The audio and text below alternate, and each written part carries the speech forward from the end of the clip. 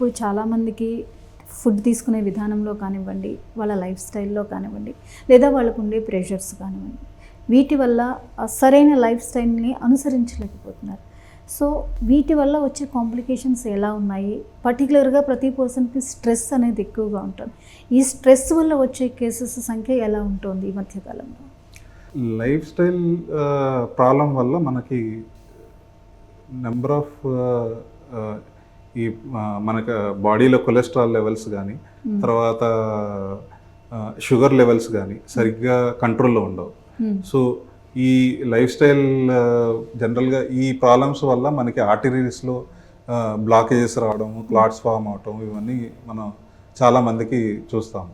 మనం ఉన్న షుగర్ని కానీ, తర్వాత స్మోకింగ్ ఇట్లాంటివి చూస్తాం అనేది బయటపడతాయి. కానీ పేషెంట్స్లో ఉన్న స్ట్రెస్ అనేది లైఫ్లో ఉన్న స్ట్రెస్ అనేది జనరల్గా అవి బయటపడవు.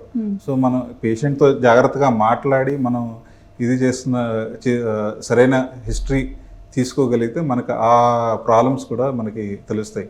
రోజు ఎంత దూరం నడుస్తున్నారు, ఎంత వరకు ఎక్సర్సైజ్ చేస్తున్నారు, ఎంత హెల్తీగా ఫుడ్ మెయింటైన్ చేస్తున్నారు అనేవి మనం జనరల్గా ఒక క్వశ్చనర్లో మన పేషెంట్ని అడగగలిగితే కనుక మనం ఈ పార్ట్ ఆఫ్ పేషెంట్ ప్రాబ్లం కూడా మనం అడ్రస్ చేయగలిగే అవకాశం ఉంది. ఓకే, అంటే ప్రతి మనిషికి అందరికీ తెలిసిన విషయమే అయినప్పటికీ వ్యాయామం అనేది కూడా జీవితంలో ఒక భాగం చేసుకోవాలి అనేది అందరికీ తెలుసు.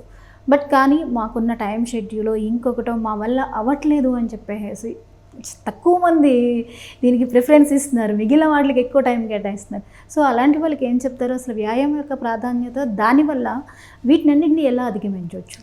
మనం వ్యాయామం అంటే ఏదో జిమ్కి వెళ్ళాలనో లేకపోతే ఏదో ఎక్సర్సైజ్ చేసేసి మనం ఏదో చాలా ఎక్సర్సైజులు చేసి బాడీ పెంచాలని అనుకుంటాం. బేసికల్లీ మనం అవన్నీ అంత అవసరం ఉండదు.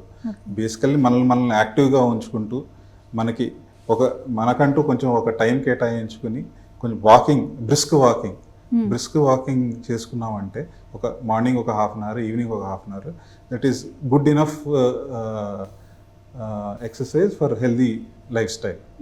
ఓకే, సో ఏదో చేద్దాం అనుకునే దానికంటే మనం ఇది మెయింటైన్ చేసుకోగలిగితే మంచిది.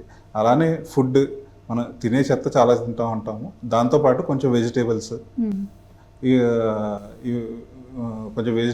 కొంచెం గ్రీన్ లీఫీ వెజిటేబుల్స్, కొంచెం ఫ్రూట్స్, ఇలా కొంచెం యాడ్ చేసుకోగలిగితే మనలో చాలా మార్పు చూడవచ్చు అన్నమాట.